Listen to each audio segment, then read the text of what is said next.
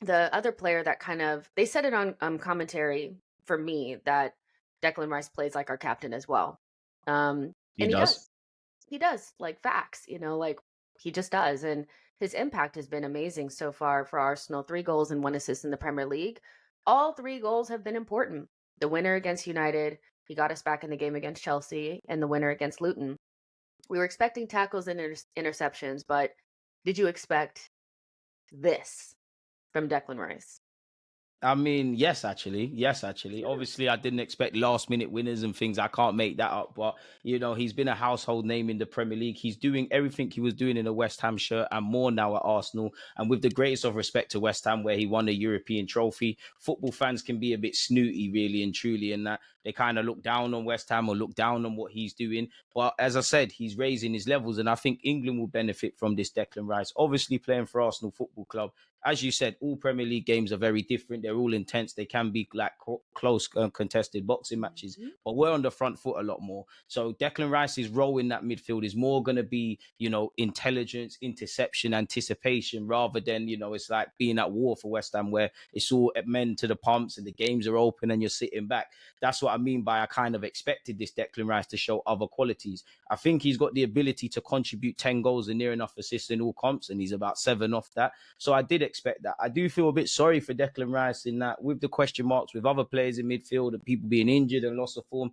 you haven't really got to see like his him in the 8 role and him really perform in that final third, even though you have really seen, even when he hasn't scored, he plays some good passes or he has some missed shots. I think he's taken to that life really well. And I do think it's going to take about a year to really see that new look Declan Rice, because when you listen to his interviews in relation to Arteta, you got to remember, this is someone in their mid-20s, played 200 odd games for England, for West Ham, however much for England.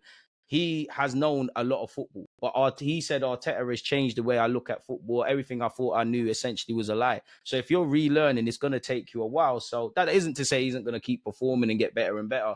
But I think next season you'll see a new look Declan Rice, and I think him being taught how to replay that role in midfield under Arteta will benefit England as well. Like typically for England, obviously with their star quality, and typically he's next to Jude Bellingham, he's almost a destroyer. He does the unglamorous job, and he's still going to have to do that. He hasn't got the technical guile to those players, but if he can bring something to his own Arsenal, he's laughing. So 105 million well spent, really. And you look at some of the 100+ million centre mids in other clubs, but hey, money doesn't always buy a class. And I share what you said in that I think everybody looks at it.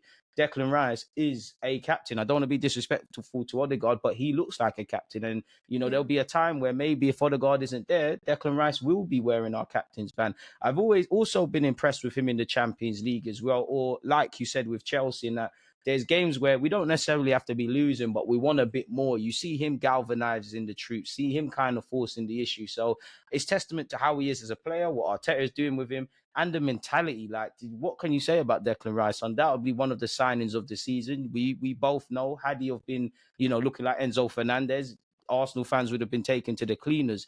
But nobody cares about the price tag now. Rightly so, and long may it continue. Declan Rice has been a fantastic signing, just fantastic. Long may it continue. Yeah. I mean, it's just when the goal went in, I was just like, I cannot believe this guy. He is Ridiculous, just isn't it? so good. Like, and yeah, sometimes what he does is not glamorous, but I think some of the things that he's really good at is sometimes I feel like it's underplayed. And I don't know why that is. Because he's not got a Brazilian last name or a Spanish last name. He's not necessarily a sexy footballer, one that people pay to watch in a stadium, with the greatest respect to him. Yeah, but his passing range is really good. I think people were like, "Oh, he can't pass." He can though. Like he can pass. He's one of the most well-rounded footballers I think I've seen at Arsenal in a long time. He's not a specialist. Like we've had players in the past that have been like really good at one thing. Like a specialist to me is like Jorginho. He's really good at one thing and probably like the best in his like for those types of players, probably one of the best. But Declan has a piece of everything. Goal scoring, he can be a little bit creative. He's good at progressing the ball. He's a good passer, like good tackler, good off the ball. If Arteta can up his levels like by a couple of percent in every single position, every single place in that he can, like attacking, defending, everything, he can be one of the best midfielders on the planet. He really can. I think he has Amen. so much quality, and then he also has the mentality. And like you said, he's kind of had a little bit of that, maybe left eight stolen from him just a little bit because we haven't had Partey. I do think we would have used that a little bit more, like Partey in the six and Rice a little bit more advanced. And that might be why Arsenal are looking at Palhinha. They're looking at a different way of like having a six and then having him go forward. What do you think about that real quick? You know? Paulinho. Yeah, what do you think about that? Because that's the only thing I can really think of. It's like, okay, we still want to have the option of throwing Declan at left eight and having somebody really good defensively there in the sixth role. I mean, he's incredibly experienced. We saw at the Emirates against Fulham, he's got a bit of that Declan Rice in him in that he wants to make the difference. He's Premier League proven, he's experienced, he's consistent. As you said, sometimes there's these midfielders that can do a bit of everything, but what really are there? Paulinho is not the most expansive midfielder, but what he does, he's great at it. And I do think it'd be a good sign. And I'm not one of those fans that go, oh, he's 28, he's 29. There's not going to be no longevity. I would have Paulinho. Where the issue is, I can't see Fulham looking to let him go in January. Maybe, if they do, it's going to have to be something ridiculous, to which then obviously his age plays a part. He was linked with Bayern Munich. So I just think the price tag kind of pours cold water over it. If in some world it was a quote unquote affordable fee or we can get it done, then we could do a lot worse. But when we're linked with Paulinho, Douglas Luiz, I know they're not centre mids, but Pedro Neto and I guess to a degree Ivan Toney, it comes down to, are you going to put the money down and probably pay more than they're worth, which I don't think Arsenal are going to do in January. So Yeah. I'll take Paulinho, but I just can't see it happening. Yeah. No, I agree in terms of like Arsenal needing to put that money down, and we're already really skint. So it's probably unlikely. But just thinking about having that midfield available to you, like away from home at Anfield or away from home at the Be great. Etihad, would be so useful. Because sometimes you just need to batten down the hatches and just close games out and stuff like that. And right now we don't really have that option. We're kind of, without Partey, I don't think Jorginho gives you that. So there's definitely something to be said about that. But I think that kind of leads me nicely into the conversation around going to Villa Park.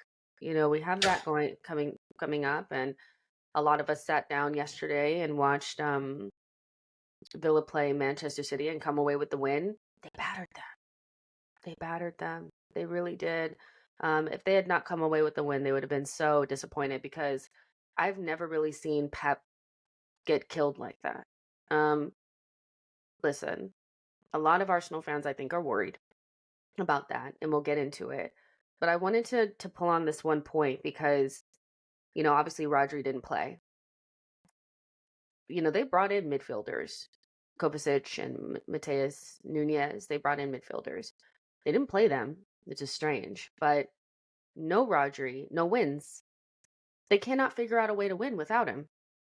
And that kind of reminds me of how Arsenal fans were being literally killed for saying that because we lost Saliba, we didn't win the league.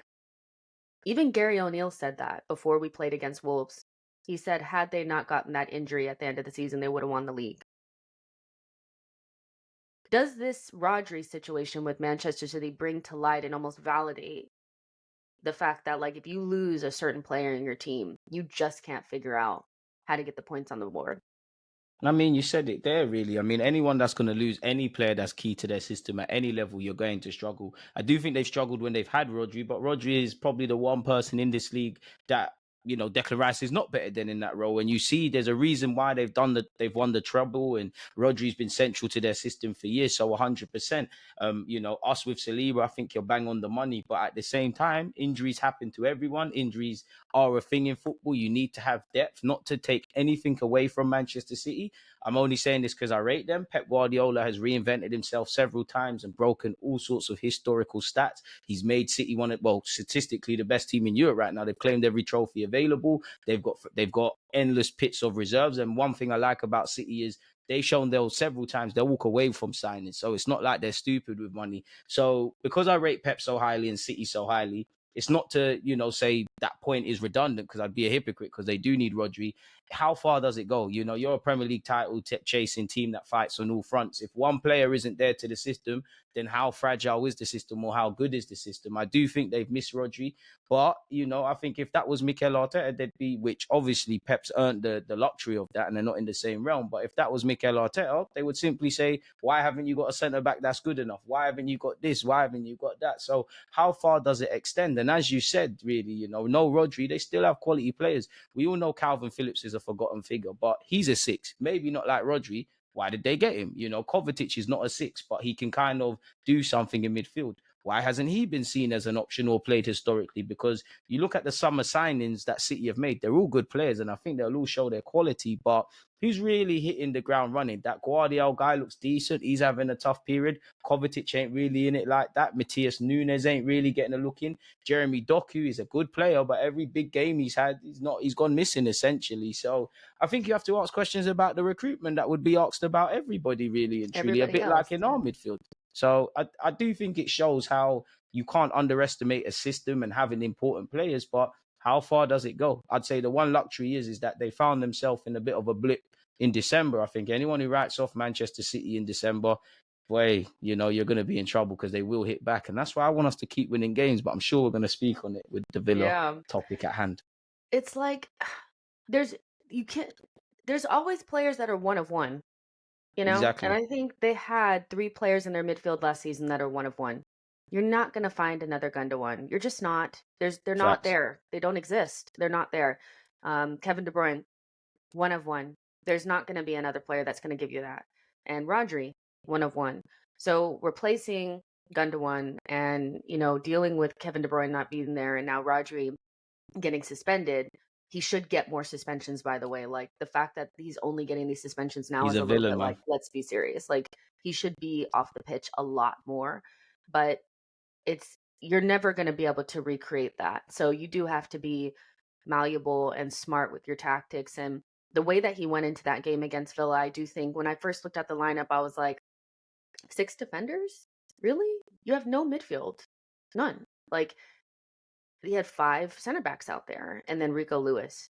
And I just didn't really understand that because I'm like, I think Villa's strength, and we'll talk about that in comparison to our midfield, but I think their midfield is their strength. I think having Douglas Luiz and Kamara, and whether it's Tielemans or McGinn, they switch them around.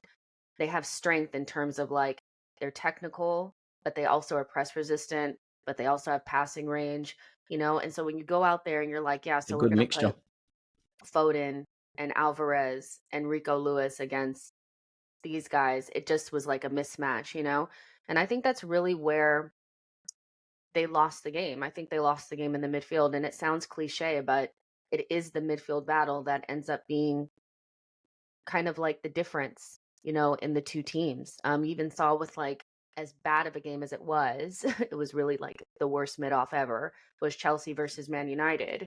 It was really just the difference between like Enzo and Caicedo being really poor on the day and McTominay saying, actually, I'm just going to be the best midfielder on the pitch. And Amrabat, they were better. They won. That's just what it is, Arsenal top of the table, Villa in 3rd. They're flying. They're on a 14-game win streak at home, and the last team that they lost to at home was Arsenal. Poetic. Massive game. Also, there's the Emery narrative that always comes about. Every couple of months, we have the Emery conversation about how we made a mistake, blah, blah, blah. How worried are you about Saturday, and how would you set up? Just in general, if you're the manager, you're on the sideline, Arteta's not even going to be on the sideline, so they got you up there. What are you going to do to make sure that we win the game? Well, I mean, you can never, first thing I was actually saying, the way you were spot on with your Man City Aston Villa review, it made me think a bit like to the game at the Emirates with Manchester City, and that all the talk was about Rodri.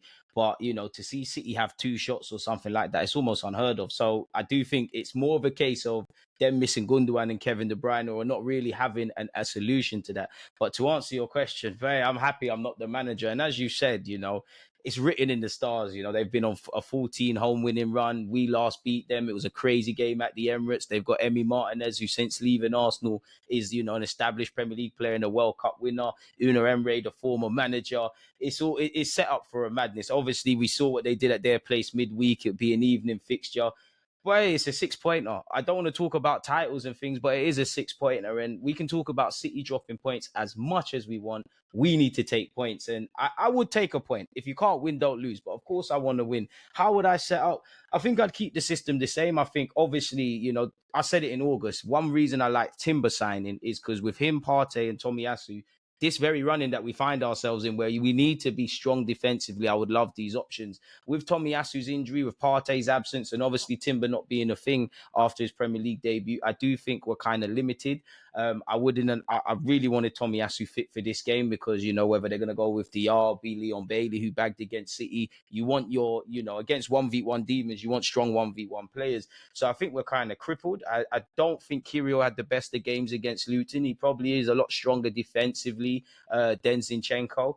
But I think it's one of them where you're just going to have to rely on Zinchenko. So for me, obviously, we spoke about it, Raya being goal, the two centre-halves in Gabriel and Saliba. Benjamin White has to play, and I need a reaction from the midweek. I'll go with Zinchenko. Midfield is a bit of a weird one because I actually think when Jorginho came in, he did all right, and I think he can count himself unlucky not to get some starts. But I think I want to play off Kai Havertz's form, whether he's come off the bench or started, he's done well. And I would say, prior to this little purple patch from Kai Havertz, I do think one thing he's not shied away from.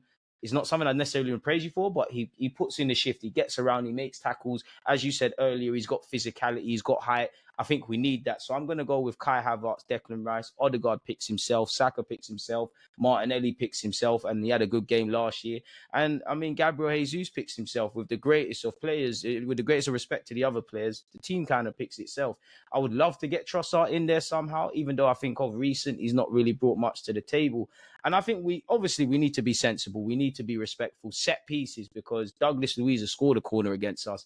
They're going to try and exploit that. And against Luton, we let ourselves down. So I would say the main things we need to do, we need to kind of have that performance like we had at Newcastle, where we were good in the middle third, good in the defensive third, and we're lacking in the final third. Obviously, against Villa, I want to see a bit more of that. But I think it's going to be a fight. I think it's going to be one where you can't switch off. I think it's one where we're going to have to be switched on defensively. As you said, it's very cliche, but I'm keen to see the midfield battle. They've got fantastic options. I wouldn't say we've got fantastic options, but we've got some fantastic players. And obviously, Zinchenko running into midfield kind of evens it out. So I think we've got to be switched on, man. I think, we need to be switched on with our high line. As good as I think Villa are, and, City, they smoked them really from minute zero, apart from Martinez having to make saves. I go back to the Spurs game, where Villa could have lost about 3-4-0 in that first half. If there's them opportunities, put the game to bed. Because one thing I have liked recently, in that this whole season, we've said we struggle to break down low blocks. Our last two games, we've kind of done that, and it's the other things that are lacking. So I think we just got to do what we take the good from our defensive aspects, take the good in our midfield, be clinical. It's as simple as and as silly as it sounds. I think that's what we've got to do, man. I don't think we're keeping the clean sheet. They got the Watkins, the DRBs, the Baileys, There's etc. no clean Just be sheet. switched on, man. Just be switched on is all I ask, Jess, man. That's how I'd set up. Just be switched on. Just win your battles. Yeah, I think you make a good point about the Newcastle game, because I told my friend this the other day, and she was like, no, that can't be. Newcastle are the best attacking side in the league in terms of chances created, goal scored, all that kind of stuff. They may not be sparkly, but they are. They are. And we limited them to nothing. We did. So I think we can limit Aston Villa. Aston Villa are not as good attacking wise as Newcastle, so we can limit them. It's just about, I feel like you said, the set pieces scare me, because that's going to be something that they probably have one of the best dead ball deliverers right now in the league in Douglas Luiz, and he's going to put it right on top of Raya's head and say, catch it. Logically, if And they were is watching Raya the going to Luton catch game, it? which they should have, Yeah. You'd be an idiot to do something different, really. Ollie Watkins is probably licking his lips. Southgate's probably going to be watching this game. So we're going to need to be spot on. But what I would say is we should be fearless, man, because these are the scenarios we wanted to be in. I know it's too early to talk about titles and things, but this is an informed side. We've got a target on our backs. I'm pretty sure you've seen on social media and whatnot. It feels like every fan is against us now, and people were celebrating prematurely against Luton. They're looking for it. We will have slip-ups, but I hope it doesn't happen this Saturday, because these are 6-pointers, man. And Liverpool are creeping. Yeah. And also, Rice is not going to allow them to just have the run of the midfield. Man City genuinely had no one in midfield. Genuinely. They were getting run by so often that it was just like McGinn and Douglas Luiz. They would just take one big touch, boom, they were by them. It was so easy. I don't think Completely it'll be like overrun that against us. I don't. The only thing I really, like I said, is the set pieces. Playing Zinchenko. We know Zinchenko is going to be there. So can what he offers going forward counterbalance that spot that he's going to leave open at the back? their best kind of outlets are both on that side. Either they use Bailey or Diaby. Their outlet is there. So it's, what do we get from Zinchenko in return from the inevitable like opportunities that they're going to have on that other end? And will we finish our chances? I think we have a really good opportunity to be incredibly direct. I think having Martinelli fit, having Jesus there, Kai Havertz, it gives us bigger options or better options to be direct. And I don't think And we with have our to attacking tiki players taka in form beyond as them. well. I don't think we have to like do little passes. I think going in behind their high line is probably going to be our best options. Into them, just right in behind and running onto them. City couldn't do it because they didn't have any speed. They had Foden and Alvarez. Those guys are slow. But Martinelli, Saka, these guys, they can run in behind. So it's, they have to defend us. I think that's so key. They have to defend us. They have to feel like they're under some level of threat. And so I'm hoping that also having like an extra day of rest will help us, because they played Hopefully. yesterday, we played the day prior. It's so unfortunate that none of their players got the yellow cards that they needed to get, because I That think would it's have like been Doug lovely, man, Luiz, but you all of can't them were have it like in all. 4. I was like, how did you not get And not they'll one? pick up yellows against us. Yeah, they'll pick them up against us, maybe, hopefully, but and that'll hurt them for the next game. But we want it for this game. Um, Exactly. so yeah, it's a tough one, but I do sense a level of meltdown if we don't win the game, because Arsenal You fans, know, we Arsenal love a fans just, meltdown. We love it. We love it. You can't even lose though to what, we've only tasted defeat once in the league. I could be wrong, yeah, once in the league, and I know we shot ourselves in the foot. I'm not saying don't be upset about losing and things, but based on how we played last season and the results we're getting this year, it's not that I don't think we're on the upwards trajectory and things. I just think the points and all these things would suggest a level that maybe we're not, and everybody does lose games. I know City, if anyone gets luxuries, it's them because they've been there and done it, but their season's been shaky. We're going to have bumps and bruises. Again, I want to navigate this December period great. You kind of touched on it where you said, we've got Brighton, West Ham. I don't think anyone wants to be reminded we've got to go to Anfield. Anytime you win games like against Aston Villa or games like this, or just keep winning your games, you give yourself a flooring for obviously when you do have those slip-ups. And we've had some slip-ups. We should not have drew against Spurs.